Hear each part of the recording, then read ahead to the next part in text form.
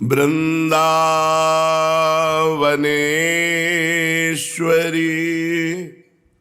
तवैव पदारविंदम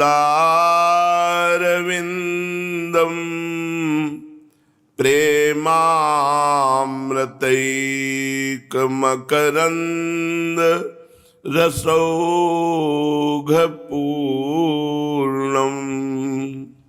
हृद्यर्पितं मधुपतेः स्मरतापमुग्रं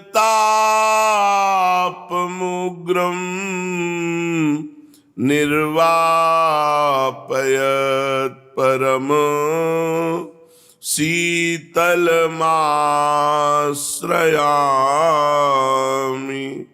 परम शीतल माश्रयामि।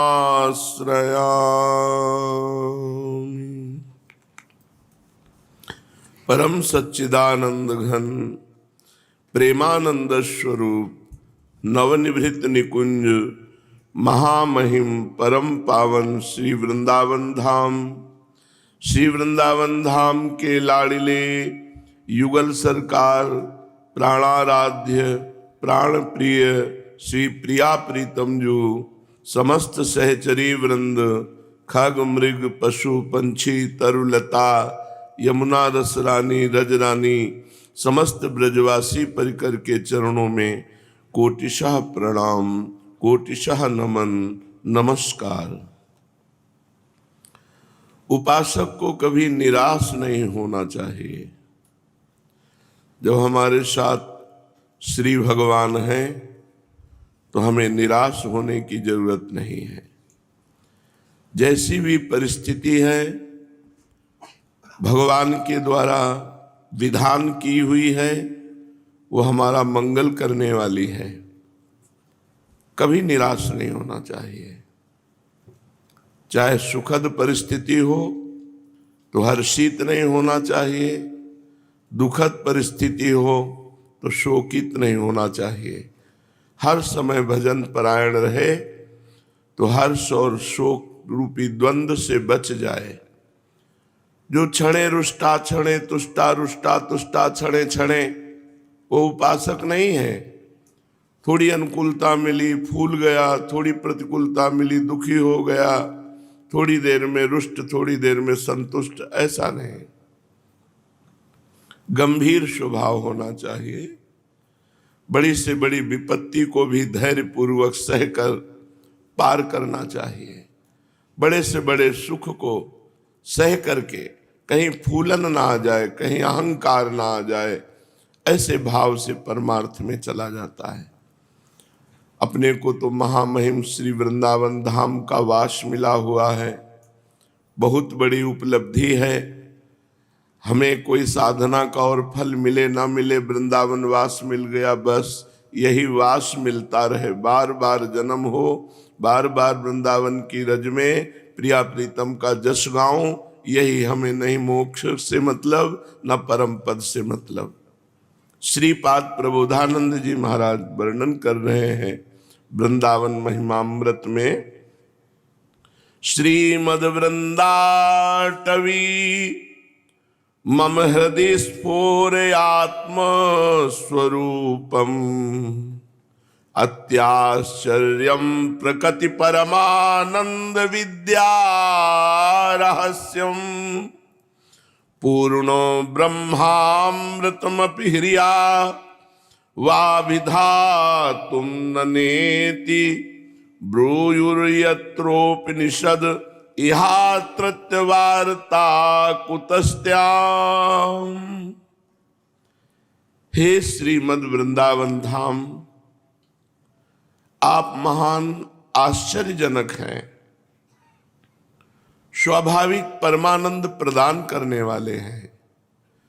और परमानंद कैसे प्राप्त होता है, इस रहस्यमयी विद्या को प्रदान करने वाले हैं। आपकी बुद्धि इतनी प्रवीण हो जाएगी अगर वृंदावनवास नियम पूर्वक करें कि आपकी बुद्धि माया को परास्त करके प्रिया प्रीतम के प्रेम रस में कैसे प्रवेश हुआ जाता है, ऐसा ज्ञान आपको प्राप्त करा देगी वृंदाटवी। इसलिए परमानंद मई विद्या प्रदान करने वाली वृंदाटवी है और इतनी रहस्यमय है कि वेदों का शिरोभाग उपनिषद भी इनका परिचय नहीं जानता, वृंदावन के प्रेम रस का। और वृंदावन आपका स्वरूप है, श्रीपाद कहें, क्योंकि वृंदावन का अंग सहचरी, वृंदावन का अंग ब्रजरज, वृंदावन का अंग प्रेम, ये सब वृंदावन का स्वरूप है। तो आप भी वृंदावन स्वरूप ही हैं। पूर्ण ब्रह्मामृतमपि, जो पूर्ण ब्रह्मामृत है, ब्रह्मानंद है, वो भी प्रेमानंद का वर्णन करने में संकुचित हो जाता है। अर्थात वेद उपनिषद भी इस वृंदावन के प्रेमानंद का वर्णन करने में संकुचित हो रहे हैं। नेति नेति वो हरि को ही पुकार रहे हैं, और जहां हरि आसक्त हैं जिस प्रेम रस में, उस प्रेम रस का वृंदावन क्या वर्णन करे। जो रस नेति नेति श्रुति भाख्यो, ताको तय अधर सुधा रस चाख्यो। तब इस वृंदावन धाम की महिमा के विषय में और कौन क्या कह सकता है, जब वेद उपनिषद नेति नेति कह के हार रहे हैं। राधा कृष्ण विलास पूर्ण सुचमत्कारम महामाधुरी, सारस्फार चमत्कृति हरिरसोत्कर्षस्य काष्ठां परां।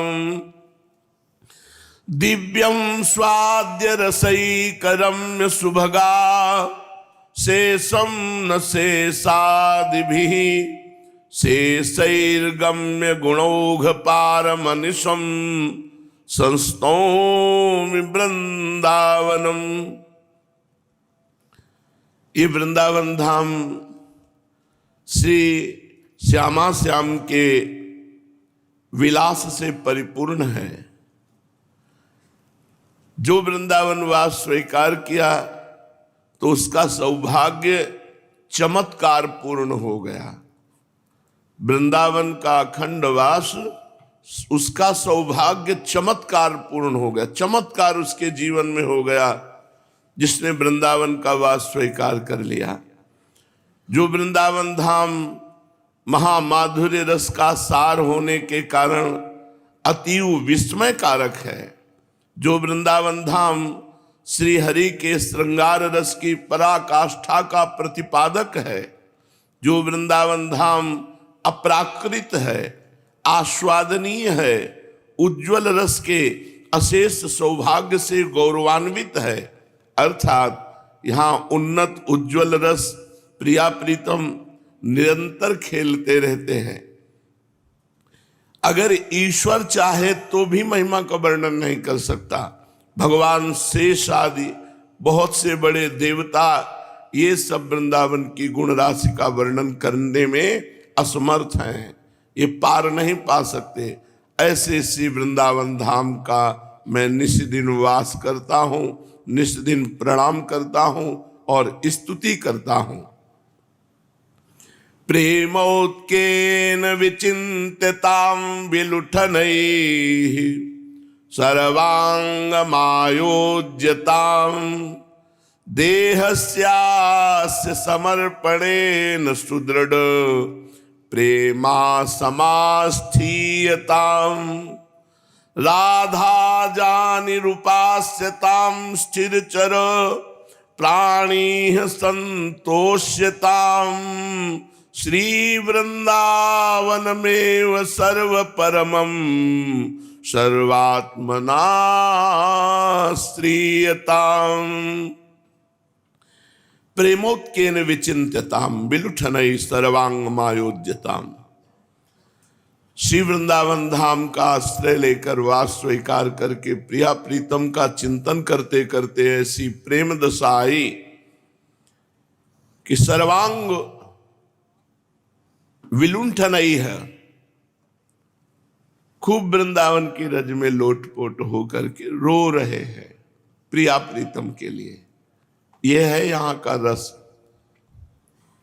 संपूर्ण शरीर में वृंदावन की रज लगी है, लोटपोट किया है, और एकांत बैठ करके प्रिया प्रीतम के पद गाते हुए, प्रिया प्रीतम का चिंतन करते हुए अश्रु प्रवाह कर रहा है। प्रेमोत्केन विचिंत्यताम, प्रेम से युक्त होकर चिंतन करते करते विलुंठन सर्वांग मायोज्यताम, संपूर्ण अंग वृंदावन की रज में लौट रहे हैं। देहस्यास्य समर्पणेन सुदृढ़ प्रेमा समास्थीयताम, इस देह को वृंदावन को समर्पित कर दिया। चाहे जो हो, अब वृंदावन नहीं छोड़ेंगे। मरना भला है, वृंदावन से बाहर जाना भला नहीं। ये भाव रख करके देह को समर्पित कर दिया वृंदावन को। सुदृढ़ प्रेमा समास्थीयताम, सुदृढ़ प्रेम से अपने आप को वृंदावन के प्रति समर्पित कर दिया। हमें और कुछ नहीं चाहिए, प्रिया प्रीतम का प्रेम प्राप्त हो, इसलिए हम वृंदावन को अपना जीवन समर्पित करते हैं। राधा जानि रूपास्यताम, स्थिर चरो प्राणी संतोष्यताम। श्री किशोरी जी की कृपा से ही किसी को वृंदावन वास होता है। इसलिए जहां जितने भी, चाहे पशु पक्षी हो, चाहे वृक्ष हो, चाहे मनुष्य हो, ये सब हमारे उपास्य देव हैं। जैसे प्रिया प्रीतम उपास्य देव, ऐसे वृंदावन का पशु पक्षी लता मनुष्य जो भी ब्रजवासी जन है, इन सबको प्राणी संतोष्यताम, समस्त प्राणी मात्र को मैं ऐसे आचरण करूंगा जिससे उनको प्रसन्नता हो। यहाँ के पशु पक्षी लताओं के साथ ऐसा व्यवहार करेंगे जिससे उनको सुख पहुंचे। अगर आपने एक लोटा जल किसी वृक्ष में दे दिया, किसी लता को पवा दिया, इससे बड़ा कोई दान नहीं है, क्योंकि बड़े बड़े परमहंस वृंदावन की लता बने हुए हैं। यहाँ की लताओं का छेदन भेदन ये तो बहुत बड़ा दुर्भाग्य है। नरक भोग कर भी पवित्र नहीं होंगे जो यहाँ की बड़ी बड़ी लताओं को काट देते हैं। धन्य है वो जो यहाँ की लताओं का सिंचन करते हैं, लताओं की रक्षा करते हैं, लता लगाते हैं, लताओं का पोषण करते हैं। प्रियाजू की उन पर बहुत कृपा होती है। यहाँ के खग मृग पशु पंछी सब भगवत स्वरूप है। किसी का अपमान न करो, ऐसे आचरण करो, सबको सुख पहुंचे। श्री वृंदावन में वो सर्व परमम सर्वात्मना श्रीयताम, शरीर से, मन से, वाणी से, सब प्रकार से सर्वम परम मैं वृंदावन का आश्रय लेता हूं और सबको प्रिया प्रीतम का निज जन जान करके सबके आगे झुकता हूं, सबको सुख पहुंचाता हूं। प्रिया प्रीतम के चिंतन में प्रेम भरकर वृंदावन की रज में लौटता हूं, अखंड वृंदावन वास करता हूं। ये सबसे बड़ा जीवन का लाभ है। श्रीपाद वर्णन करते हैं कि जीवन का सबसे बड़ा लाभ श्री वृंदावन वास, प्रिया प्रीतम के चिंतन में रुदन करते हुए रज में लौटना, संपूर्ण वृंदावन वासियों को, चाहे खगमृग पशु पंछी लता तरु कोई भी हो, सबको सुख प्रदान करना और मन वचन कर्म से कभी वृंदावन को न छोड़ना। मन से भी वृंदावन का आश्रय, शरीर से भी वृंदावन का आश्रय और वचन से भी वृंदावन का आश्रय।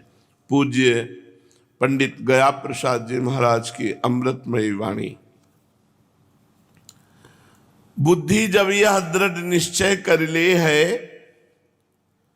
कि केवल श्री भगवान ही मेरे सर्वस्व हैं और कोई मेरो नाय, तब प्राणनाथ वाके अधीन हो जाए हैं। ध्यान देव, बुद्धि जब यह दृढ़ निश्चय कर ले है कि केवल श्री भगवान ही मेरे सर्वस्व हैं और कोई मेरो नाय, तब प्राणनाथ वाके अधीन हो जाए। श्री हरिराम व्यास जी महाराज पद में वर्णन करते हैं, हरिदासनी के बस हुए जानत, भगवान अपने दासों के वशीभूत हो जाते हैं। वैसे तो अजित हैं भगवान, कोई जीत नहीं सकता भगवान को, पर अजित को हरिदास जीत लेते हैं।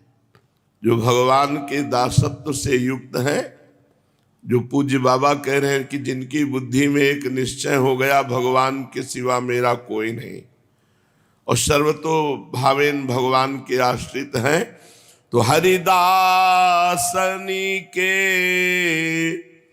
बस हुए जानत, निगम अगोचर आपुन हित करी, जन के जसहि बखानत, हरि दासन के बस हुए जानत।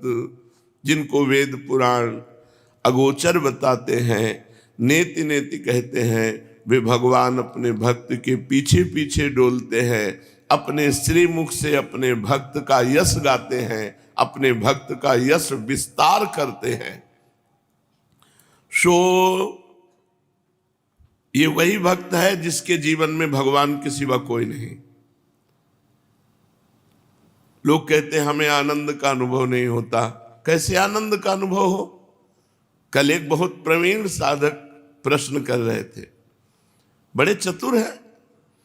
जब हम वजन घटाना चाहते हैं तो रोज हमको कमी दिखाई देती है कि आज 1 किलो कम हुआ, आज आधा किलो कम हुआ, और जब हम भगवान का भजन करते हैं तो कोई अनुभव नहीं होता कि हमारी कमी हुई कि बढ़ी।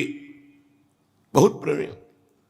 तो जो बोल रहे थे सोई रोग के बीच में कह दिया कि अगर रोज हलवा पूड़ी खाए फिर वजन घटेगा? नहीं घटेगा। वजन घटाने के साथ साथ परहेज चलता है।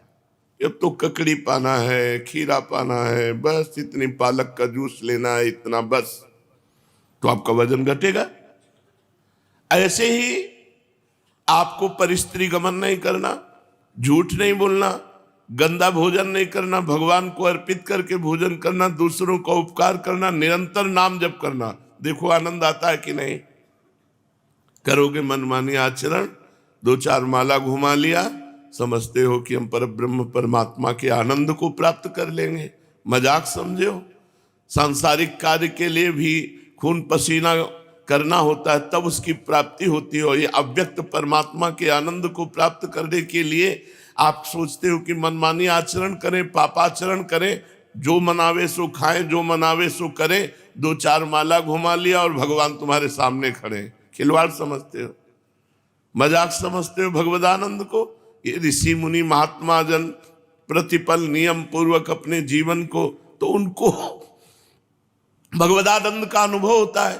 आप विषयानंद में लगे हो तो भगवदानंद का अनुभव नहीं होगा, विषयानंद का अनुभव होगा।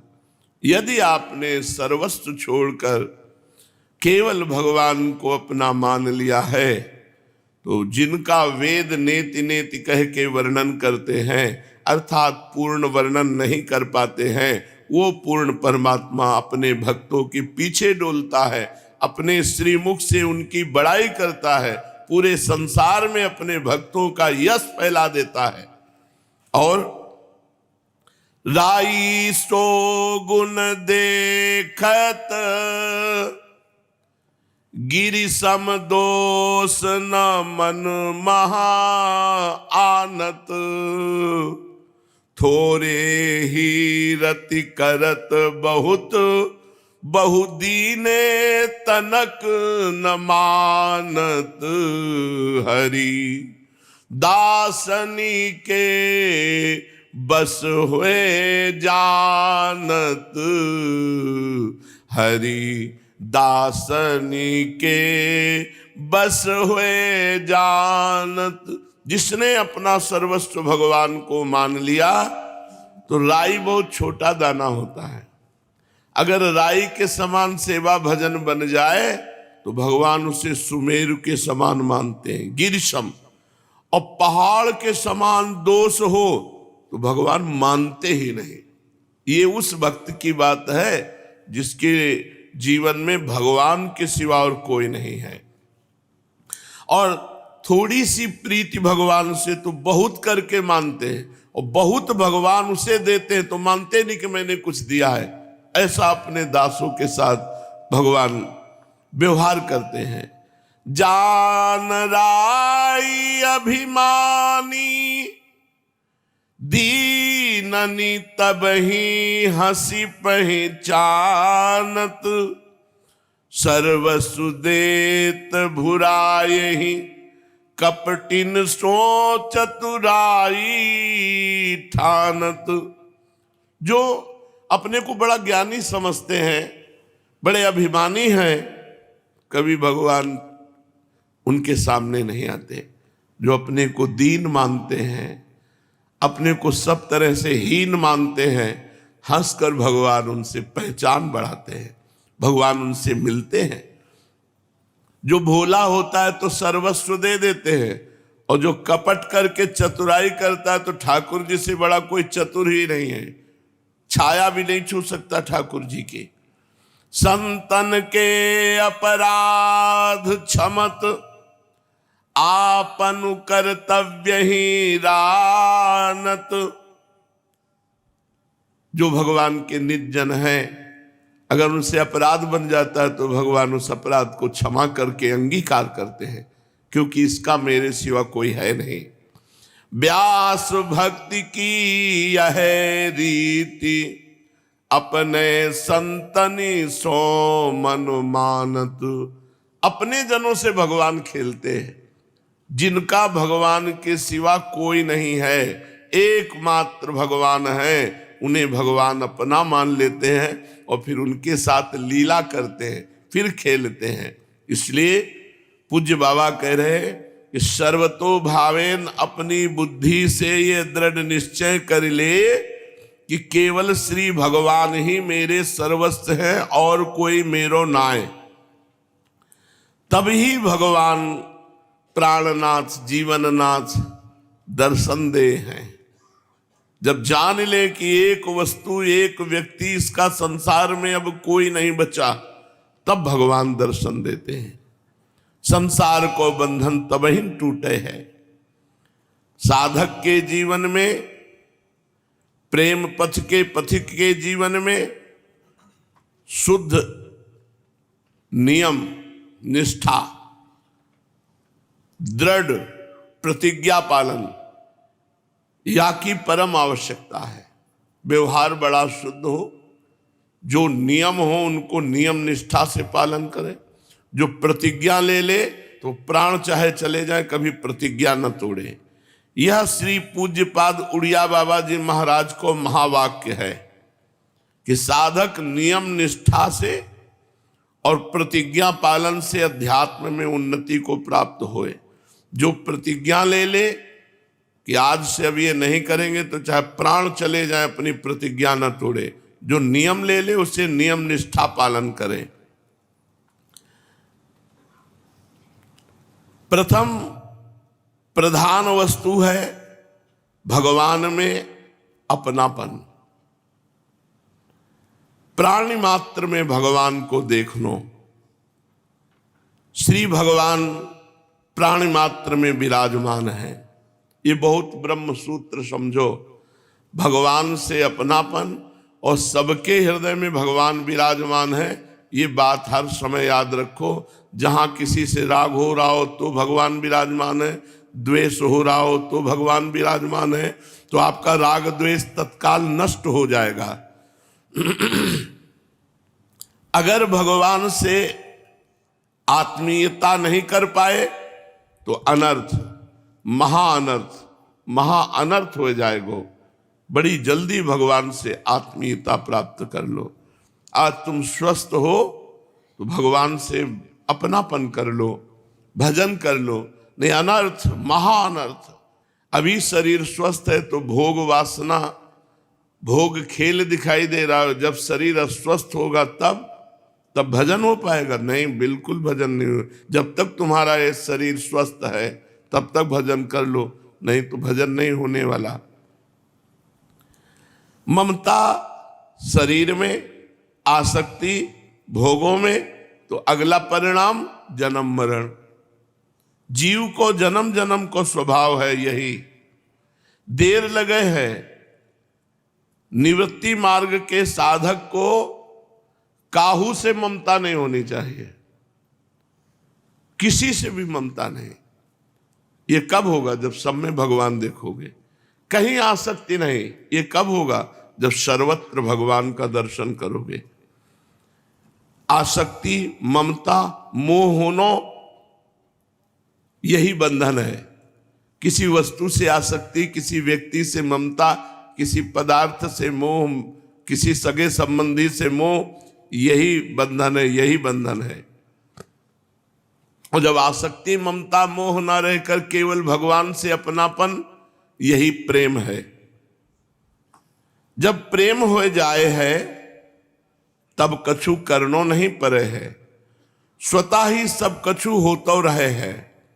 अतः अपनो परम कर्तव्य यही है कि अपने जीवन धन सो अपनापन हो जाए। निरंतर अभ्यास करे भजन का कि प्रभु प्यारे लगने लगे।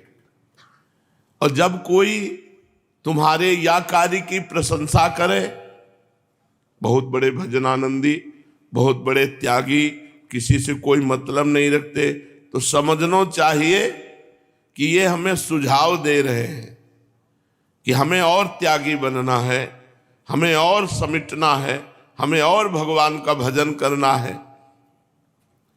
यदि कोई निंदा करे तो समझना चाहिए कि हमें सावधान होना है। ये जो निंदा कर रहे हैं, ये दोष हमारे अंदर आने न पावे। न प्रशंसा में राग, न निंदा में द्वेष। प्रेम बलिदान चाहे है, सर्वस्व को बलिदान चाहे है। प्रेम बलिदान को अर्थ है अपने को और अपने माने हुए संसार को प्रीतम के लिए समर्पित कर देनो, अर्पण कर देनो। अपने प्रीतम के अतिरिक्त अपने पास कुछ न रह जाए। अगर पूछा जाए तो हृदय से एक ही उत्तर निकले, श्री भगवान। आपका कौन? श्री भगवान। आपके पास क्या? श्री भगवान।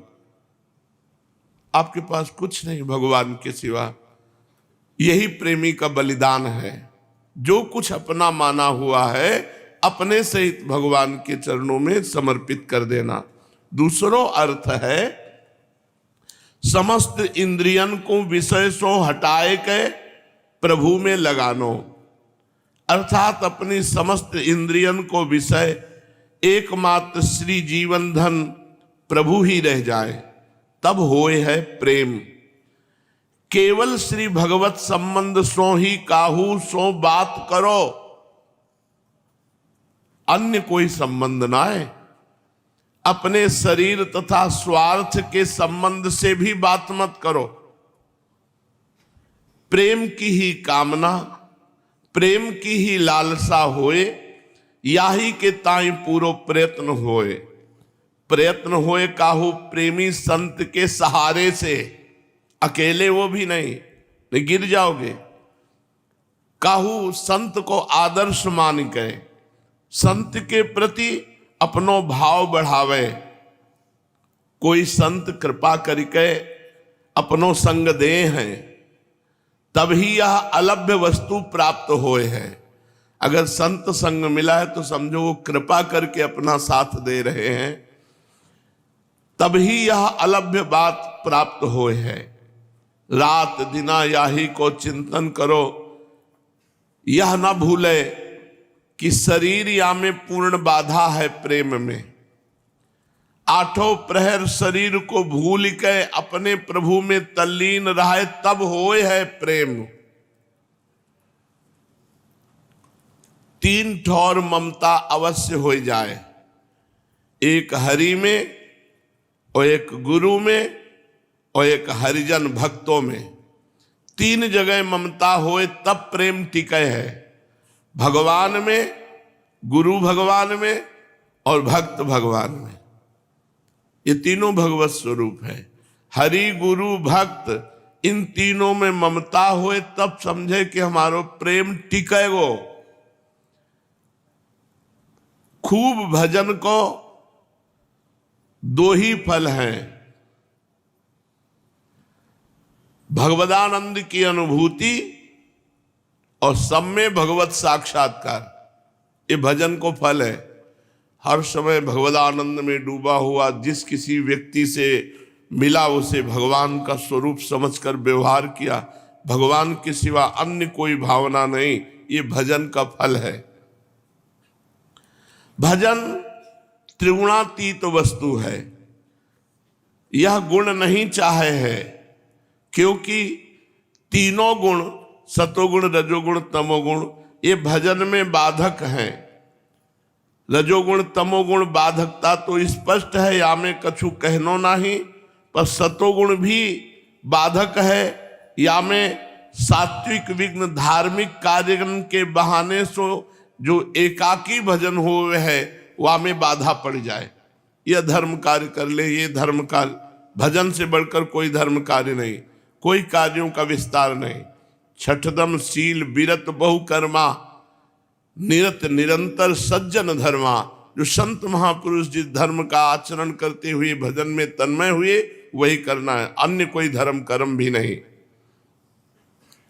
धर्म कार्यन के बहाने से ये साधक को प्रपंच में फंसाए दे है। जब साधक प्रपंच में फंस जाए तब वो या धार्मिक कार्य ही तो है ऐसो समझ के भजन छोड़ दे और वह कार्य को पकड़ ले। या से सात्विक भी कार्य विघ्न है, या कारण सतोगुण हो बाधक है। प्रपंच इतनो प्रबल शत्रु है कि याके पंजे में एक बार कैसे हूं फंस गयो, फिर यासो छुटकारो पानो बहुत ही कठिन है। विकार तथा हृदयस्थ वासना तब ही नष्ट हो सके है जब पूर्ण रूपेण प्रेम सिंधु में डूब जाए है। बिना प्रेम सिंधु में डूबे प्रपंच सो बचनो बहुत कठिन है। साधक को या सावधानी रखनी है कि कोई नवीन वासना न बनने पावे। यार ये चीज तो हमने नहीं खाई, ये हमने नहीं देखा, ये हमने नहीं भोगा, एक बार देख लेते हैं, एक बार भोग लेते हैं।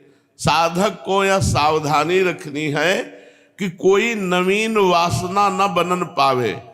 जैसे ही कोई विकार उठे तैसे ही वाको श्री सद्गुरु भगवान की आज्ञान के अवलंबन से मिटाइबे को प्रयत्न करे। जब कोई विकार उठे तैसे ही वाको रौंद दो, ना ना ना, राधा राधा राधा राधा राधा। तुमसे न समरे तो सदगुरुदेव भगवान से बताओ, वो तुम्हें उपाय बताएंगे। वो सदगुरुदेव भगवान की आज्ञा के अवलंब सो मिटाइबे को प्रयत्न करे, जासो उनके बढ़िबे की आशंका ही समाप्त हो जाए। आत्मनिरीक्षण गहरी खोज करे। कोई दोष हृदय में अगर दिख जाए तो वहां को तत्काल वैराग्य रूपी शस्त्र सो काट डाले। पूज्य बाबा करें, अगर कोई विकार उठे उसे तत्काल नष्ट करो, उसको सजाओ मती। उच्च सजाना है, उसके चिंतन में सुख लेना और वो विचार करने लगना कि अब कैसे हमको ये भोग सामग्री मिलेगी, कैसे काम। बहुत दलित दुराएं फैली है। तो ये देखा है कि हृदय में जब विकार उठे तो वाको रौंद दे। नाम जप के द्वारा, गुरु से बता के, उन प्राप्त साधन के द्वारा वह विकार को मिटाए देने, वो विकार तुम्हें मिटा देगा। साधना में तीन बातें जरूर होनी चाहिए। जो साधना कर रहे हो सदगुरु प्रदत्त है कि नहीं, मनमानी तो नहीं है। पाठ भी करो तो सदगुरु प्रदत्त, भजन करो तो सदगुरु प्रदत्त, सेवा करो तो सदगुरु प्रदत्त। एक एक चेष्टा गुरुदेव की आज्ञा से होए। सदगुरु प्रदत्त, शास्त्र प्रतिपादित और संत आचरित आचरण होने चाहिए। ये तीनों हैं तो पक्का भगवत प्राप्ति हो जाएगी। श्रीमद् भागवत महापुराण, भगवान श्री कृष्णचंद्र जी उद्धव जी को आज परमार्थ का उपदेश कर रहे हैं। परमार्थ निरूपण इस अध्याय का नाम ही है। बहुत ध्यान से सुने, बड़ा गूढ़ है। प्रथम भगवान परमार्थ का स्वरूप क्या है ये वर्णन करते हैं। परस्वभाव कर्माणि न प्रशंसे न गर्हयेत् विश्वमेकात्मकं पश्यन् प्रकृत्या पुरुषेण च परस्वभाव कर्माणि यः प्रशंसति निन्दति स आशुभ्रस्यते स्वार्था दसत्यभिनिवेशतः। उद्धव जी, यद्यपि व्यवहार में पुरुष और प्रकृति, दृष्टा और दृश्य के भेद से दो प्रकार का जगत जान पड़ता है, पर परमार्थ दृष्टि से नहीं। व्यवहार दृष्टि में स्त्री पुरुष, ऊंच नीच ये सब दिखाई दे रहा है। परमात्म दृष्टि में एक पर ब्रह्म परमात्मा के सिवा न स्त्री है, न पुरुष है, न कोई जड़ वस्तु है, न कोई चैतन्य। वही जड़, वही चैतन्य, वही स्त्री, वही पुरुष। इसलिए किसी के स्वभाव की, कोई शांत स्वभाव का है, कोई घोर स्वभाव का है, कोई मूढ़ स्वभाव का है, किसी के स्वभाव की ना स्तुति करनी है और ना निंदा करनी है, क्योंकि सब में परमात्मा विराजमान है। सर्वदा अद्वैत दृष्टि रखनी है, भगवत दृष्टि। जो पुरुष दूसरों के स्वभाव और उनके कर्मों की प्रशंसा अथवा निंदा करते हैं, वे शीघ्र परमार्थ साधना से भ्रष्ट हो जाते हैं, च्युत हो जाते हैं, गिर जाते हैं। किसी की ना स्तुति करनी है, क्योंकि जिसकी स्तुति कर रहे हो वो ब्रह्म है, और जिसकी निंदा कर रहे हो वो भी ब्रह्म है। तो तुम स्तुति निंदा के कारण, भेद बुद्धि के कारण तुम अपने परमार्थ से भ्रष्ट हो जाओगे। इसलिए न किसी की स्तुति, किसी के गुणों को देखकर वाहवाही नहीं करनी, और किसी के अवगुण देखकर उसकी निंदा नहीं करनी। जो दूसरे के कर्मों की प्रशंसा अथवा निंदा करते हैं, वे शीघ्र ही अपने यथार्थ परमार्थ साधन से च्युत हो जाते हैं, क्योंकि साधना तो द्वैत के अभिनिवेश का, अर्थात द्वैत के सत्यत्व बुद्धि का निषेध करता है। साधन पथ सब में अद्वैत परमात्मा विराजमान है, ये हमारी साधना है। प्रशंसा तथा निंदा उसकी सत्यता के भ्रम को और दृढ़ करती है, द्वैत के भ्रम को। उद्धव जी, सभी इंद्रियां राजस अहंकार के कार्य हैं। जब वे निद्रित हो जाती तब शरीर का अभिमानी जीव चेतना शून्य हो जाता है, अर्थात उसे बाहरी शरीर की स्मृति नहीं रहती। उस समय यदि मन बच रहा तब तो वो सपने के झूठे दृश्यों में भटकाने लगता है, और वो भी लीन हो गया तो जीव मृत्यु के समान गाढ़ निद्रा सुषुप्ति में लीन हो जाता है।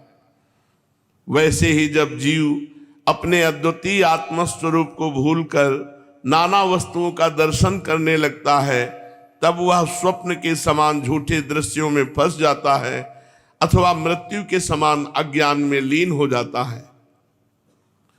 उद्धव जी, जब द्वैत नाम की कोई वस्तु ही नहीं है, तब उसमें अमुक वस्तु भली है और अमुक बुरी, इतनी भली है और इतनी बुरी है, ये प्रश्न ही नहीं उठ सकता। विश्व की सभी वस्तुएं वाणी से कही जा सकती हैं, मन से सोची जा सकती हैं, इसलिए दृश्य है। इसलिए सभी वस्तुएं अनित्य है, मिथ्यात्व उनका स्पष्ट है। परछाई, प्रतिध्वनि और सीपी आदि में चांदी आदि के आभास यद्यपि हैं तो सर्वथा मिथ्या, परंतु उनके द्वारा मनुष्य के हृदय में भय, कंप आदि का संचार हो जाता है। वैसे ही देह आदि सभी वस्तुएं सर्वथा मिथ्या हैं, परंतु जब तक ज्ञान के द्वारा इनकी असत्यता का बोध नहीं हो जाता, तब तक इनकी आत्यंतिक निवृत्ति नहीं होती। ये अज्ञानियों को भयभीत करती रहती है। उद्धव जी, जो कुछ प्रत्यक्ष या परोक्ष वस्तु है वो आत्मा है, वही सर्वशक्तिमान है। जो कुछ विश्व सृष्टि प्रतीत हो रही है वो निमित्त कारण तो है ही, उपादान कारण भी है। अर्थात वही परमात्मा विश्व बनता है, वही परमात्मा विश्व बनाता है, वही परमात्मा इसका रक्षक है, वही परमात्मा इससे रक्षित है। सर्वात्मा भगवान ही इसका संहार करते हैं, और जिनका संहार होता है वो भी भगवान ही होते हैं। ये बात समझिए, बड़ा सुंदर परमार्थ का निरूपण है। ये विश्व भगवान ही बनाते हैं, और जो बनता है वो भी भगवान होता है। इस विश्व की रक्षा भगवान करते हैं, और जो रक्षित है वो भी भगवान है। और सर्वात्मा भगवान ही संसार का संहार करते हैं, और जिसका संहार होता है वो भी भगवान ही है। अवश्य ही व्यवहार दृष्टि से देखने पर आत्मा इस विश्व से भिन्न है, परंतु आत्म दृष्टि से उसके अतिरिक्त और कोई वस्तु ही नहीं है। उसके अतिरिक्त जो कुछ प्रतीत हो रहा है उसका किसी भी प्रकार निर्वचन नहीं किया जा सकता, और अनिर्वचनीय तो केवल आत्मस्वरूप ही है। इसलिए आत्मा में सृष्टि, स्थिति, संहार अथवा अध्यात्म, अधिदैव, अधिभूत, ये तीन तीन प्रकार की प्रतीतियां सर्वथा निर्मूल ही हैं। ना होने पर भी यूं ही प्रतीत हो रही हैं। ये सतोगुण, रजोगुण, तमोगुण के कारण प्रतीत होने वाली दृष्टा, दर्शन, दृश्य आदि की त्रिविधता माया का खेल है। उद्धव जी, तुमसे मैंने ज्ञान और विज्ञान की उत्तम स्थिति का वर्णन किया है। जो पुरुष मेरे इन वचनों का रहस्य जान लेता है वो ना तो किसी की प्रशंसा करता है और ना निंदा। वह जगत में सूर्य के समान समभाव से विचरता रहता है। प्रत्यक्ष अनुमान, शास्त्र और आत्मानुभूति आदि सभी प्रमाणों से सिद्ध है कि ये जगत उत्पत्ति विनाशशील होने के कारण अनित्य एवं असत्य है। ये बात जान करके परमार्थी को असंग भाव से विचरना चाहिए। उद्धव जी ने पूछा, भगवान, आत्मा है दृष्टा और देह है दृश्य। आत्मा स्वयं प्रकाश है और देह है जड़। ऐसी स्थिति में जन्म मृत्यु रूप संसार ना शरीर को हो सकता है और ना आत्मा को, परंतु इसका होना भी उपलब्ध तभी होता किसे है। आत्मा तो अविनाशी, प्राकृत अप्राकृत गुणों से रहित, शुद्ध स्वयं प्रकाश और सभी प्रकार के आवरणों से रहित है, तथा शरीर विनाशी, सगुण, अशुद्ध, प्रकाश से और आवृत है।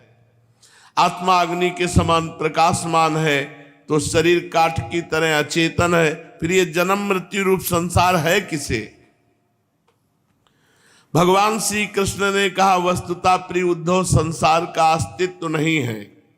तथापि जब तक देह, इंद्रिय और प्राणों के साथ आत्मा की संबंध भ्रांति है तब तक अविवेकी पुरुष को यह सत्य सा स्फुरित होता रहता है।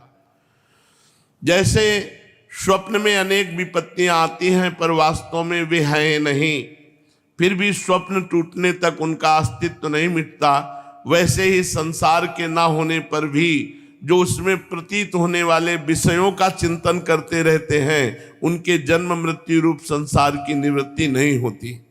जब मनुष्य स्वप्न देखता रहता है तब नींद टूटने के पहले उसे बड़ी बड़ी विपत्तियों का सामना करना पड़ता है, परंतु जब उसकी नींद टूट जाती है, वो जग पड़ता है, तब ना तो स्वप्न की विपत्तियां रहती हैं और ना उनके कारण होने वाला मोह आदि विकार। उद्धव जी, अहंकार ही शोक, हर्ष, भय, क्रोध, लोभ, मोह, स्पृहा और जन्म मृत्यु का शिकार बनता है। आत्मा से तो इनका कोई संबंध ही नहीं है। उद्धव जी, देह, इंद्रिय, प्राण और मन में स्थित आत्मा ही जब उसका अभिमान कर बैठता है, उन्हें अपना स्वरूप मान लेता है, तब उसका नाम जीव हो जाता है। उस सूक्ष्माति सूक्ष्म आत्मा की मूर्ति है गुण और कर्मों का बना हुआ लिंग शरीर, उसे ही कहीं सूत्रात्मा कहा जाता है, कहीं महत्त्व। उसके और भी बहुत से नाम हैं, वही काल रूप परमेश्वर के अधीन होकर जन्म मृत्यु रूपी संसार में इधर उधर भटकता रहता है। वास्तव में मन, वाणी, प्राण और शरीर अहंकार के ही कार्य हैं। ये है तो निर्मूल, परंतु देवता, मनुष्य आदि अनेक रूपों में इसकी प्रतीति होती है। मननशील पुरुष उपासना की शान पर चढ़ाकर ज्ञान की तलवार को अत्यंत तीखी बना लेता है और उसके द्वारा देहाभिमान का, अहंकार का मूलोच्छेद करके पृथ्वी में निर्द्वंद होकर विचरता है। फिर उसमें किसी प्रकार की आशा तृष्णा नहीं रहती। आत्मा और अनात्मा के स्वरूप को पृथक पृथक भली भांति समझ लेना ही ज्ञान है, क्योंकि विवेक होते ही द्वैत का अस्तित्व मिट जाता है। उसका साधन है तपस्या के द्वारा हृदय को शुद्ध करके वेदादि शास्त्रों का श्रवण करना। इसके अतिरिक्त श्रवणानुकूल युक्तियां, महापुरुषों के उपदेश, इन दोनों से अविरुद्ध स्वानुभूति भी प्रमाण है। सबका सार यही निकलता है कि संसार के आदि में जो था तथा अंत में जो रहेगा, जो इसका मूल कारण और प्रकाशक है, वही अद्वितीय उपाधि शून्य परमात्मा बीच में भी है। उसके अतिरिक्त और कोई वस्तु नहीं है। उद्धव जी, सोने से कंगन, कुंडल आदि बहुत से आभूषण बनते हैं, परंतु जब वे गहने नहीं बने थे तब भी सोना था, और जब नहीं रहेंगे तब भी सोना रहेगा। इसलिए जब बीच में उसके कंगन, कुंडल आदि अनेकों नाम रखकर व्यवहार करते हैं तब भी वो सोना ही है। ठीक ऐसे ही जगत का आदि, अंत और मध्य मैं ही हूं। आदि में मैं था, अंत में मैं हूं, तो बीच में भी मैं ही मैं हूं। वास्तव में मैं ही सत्य तत्व हूं। भाई उद्धव, मन की 3 अवस्थाएं होती, जागृत, स्वप्न और सुषुप्ति। इन अवस्थाओं के कारण 3 ही गुण हैं, सतोगुण, रजोगुण, तमोगुण। और जगत के 3 भेद हैं, अध्यात्म, इंद्रियां, अधिभूत, पृथ्वी आदि, और अधिदैव, कर्ता। ये सभी त्रिविधताएं जिसकी सत्ता से सत्य के समान प्रतीत होती हैं, और समाधि आदि में त्रिविधता न रहने पर भी जिसकी सत्ता बनी रहती है, वह तुरीय तत्व इन तीनों से परे और इनमें अनुगत चौथा ब्रह्म तत्व ही सत्य है, जो उत्पत्ति से पहले नहीं था, प्रलय के पश्चात भी नहीं रहेगा। ऐसा समझना चाहिए कि बीच में वो भास रहा है, वो है नहीं, केवल कल्पना मात्र है, नाम मात्र ही है। ये निश्चित सत्य है कि जो पदार्थ जिससे बनता है और जिसके द्वारा प्रकाशित होता है, वही उसका वास्तविक स्वरूप, वही उसकी परमार्थ सत्ता है। ये मेरा दृढ़ निश्चय है। ये जो विकारमयी राजस सृष्टि है, ये ना होने पर भी दिख रही है। यह स्वयं प्रकाश ब्रह्म ही है। इसलिए इंद्रिय, विषय, मन और पंचभूतादि जितने चित्र विचित्र नाम रूप हैं, उनके रूप में ब्रह्म ही प्रतीत हो रहा है। ब्रह्म विचार की साधना है श्रवण, मनन, निधिध्यासन, स्वानुभूति। उनमें सहायक है आत्मज्ञानी गुरुदेव। इनके द्वारा विचार करके स्पष्ट रूप से देह आदि अनात्म पदार्थों का निषेध कर देना चाहिए।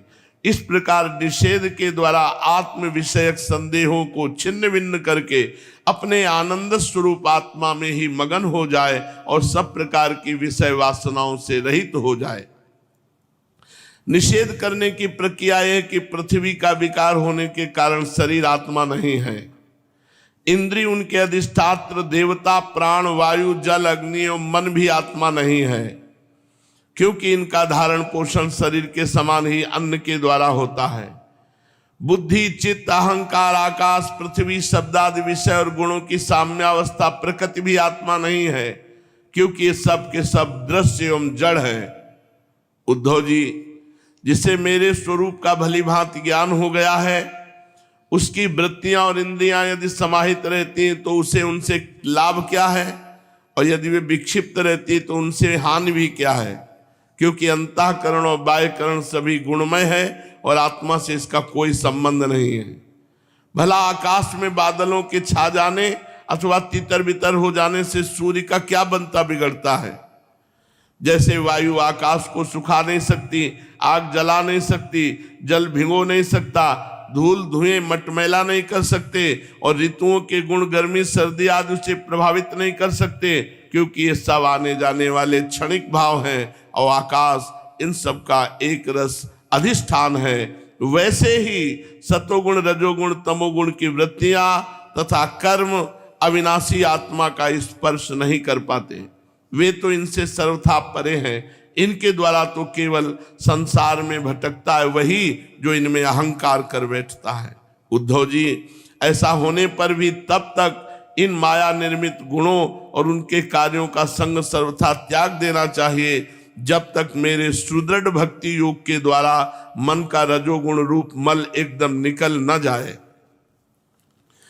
उद्धव जी, जैसे भली भांति चिकित्सा न करने पर रोग का समूल नाश नहीं होता, वो बार बार उभर कर मनुष्य को सताया करता है, वैसे ही जिस मन की वासनाएं और कर्मों के संस्कार मिट नहीं गए हैं, जो स्त्री पुत्र आदि में आसक्त है, वो बार बार अधूरे योगी को बेधता रहता है और उसे कई बार योग भ्रष्ट भी कर देता है। जब कोई योग मार्ग में चलता है, भगवत मार्ग में, तो देवता लोग प्रेरित करते हैं। शिष्य और पुत्र आदि के द्वारा किए हुए विघ्नों से यदि कदाचित अधूरा योगी मार्गच्युत हो जाए तो भी वो अपने पूर्वाभ्यास के कारण पुनः योगाभ्यास में ही लग जाता है, कर्म आदि में उसकी प्रवृत्ति नहीं होती। उद्धव जी, शिष्यों के द्वारा भी भ्रष्ट होता है। मान लो शिष्य पापाचारी हैं तो गुरु को भोगना पड़ेगा, इसीलिए बहुत सोच समझ के शिष्य बनाए जाते थे। देवताओं के द्वारा प्रेरित शिष्य और पुत्र आदि के द्वारा किए हुए विघ्नों से यदि कदाचित अधूरा योगी मार्ग भ्रष्ट हो जाए तो भी वहां फंसेगा नहीं, वो पूर्वाभ्यास के कारण पुनः योगाभ्यास में लग जाएगा और कर्म आदि में उसकी प्रवृत्ति नहीं होगी। उद्धव जी, जीव संस्कार आदि से प्रेरित होकर जन्म से लेकर मृत्यु पर्यंत कर्म में ही लगा रहता है।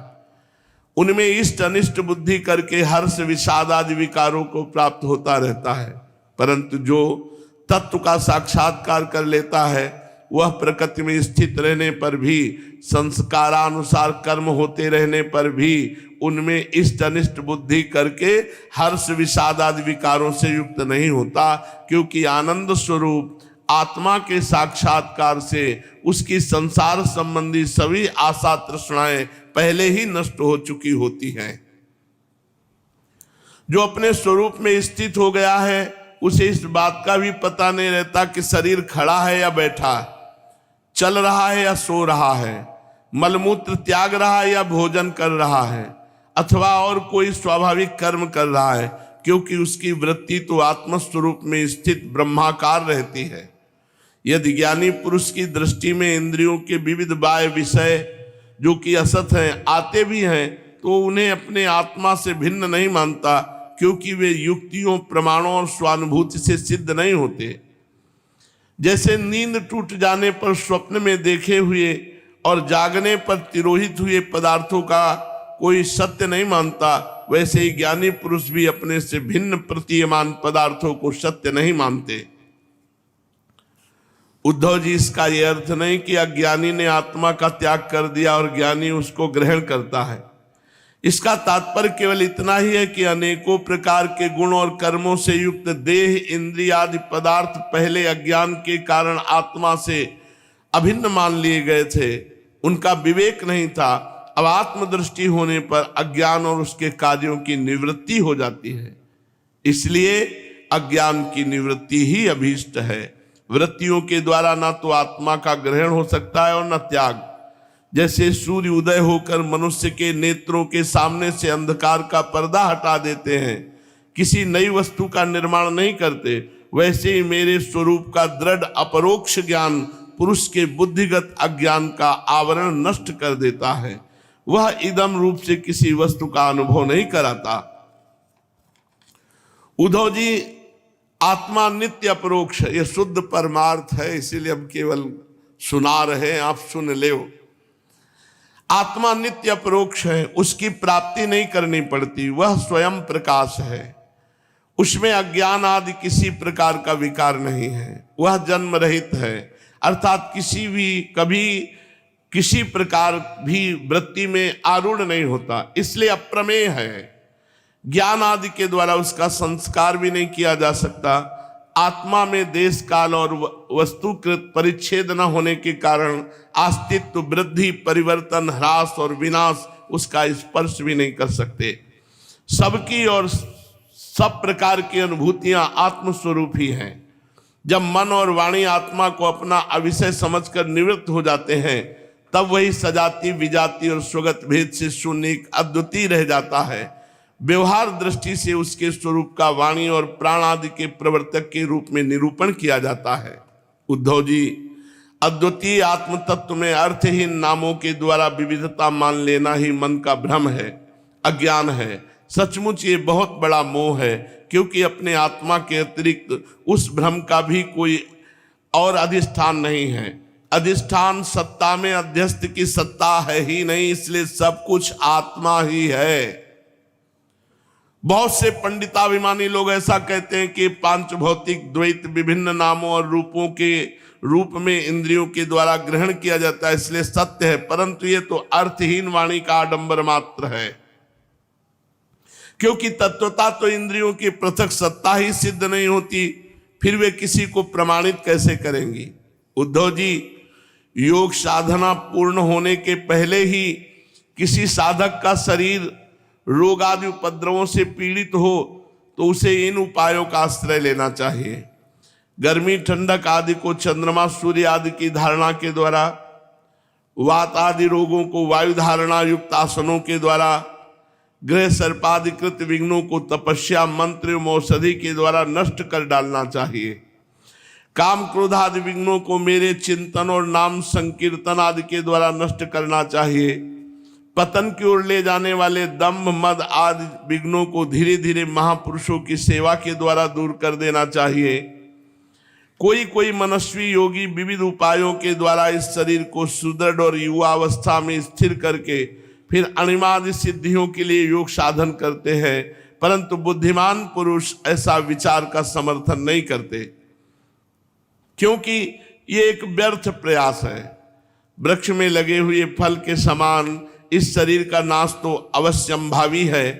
यदि कदाचित बहुत दिनों तक निरंतर और आदर पूर्वक योग साधना करते रहने पर शरीर सुदृढ़ भी हो जाए, तब भी बुद्धिमान पुरुष को अपनी साधना छोड़कर उतने में ही संतोष नहीं कर लेना चाहिए। उसे तो सर्वदा मेरी प्राप्ति के लिए ही संलग्न रहना चाहिए। जो साधक मेरा आश्रय लेकर मेरे द्वारा कही हुई योग साधना में संलग्न रहता है, उसे कोई भी विघ्न बाधा डिगा नहीं सकती। उसकी सारी कामनाएं नष्ट हो जाती हैं और वो आत्मानंद की अनुभूति में मगन हो जाता है। आज के सत्संग का सार, एक भगवान ही संसार बनाते हैं और एक भगवान ही संसार बनते हैं, और वही भगवान इस संसार का पालन करते हैं, और वही भगवान इस संसार के द्वारा पालित है, वही भगवान इस संसार का नाश करते हैं, और जिसका नाश होता है वो भी भगवान है। भगवान के सिवा कुछ नहीं है। इसलिए निरंतर भगवान का नाम जप करो, नाम संकीर्तन करो, भगवान के आश्रित रहो। शेष चर्चा आगे। श्री राधा वल्लभ लाल।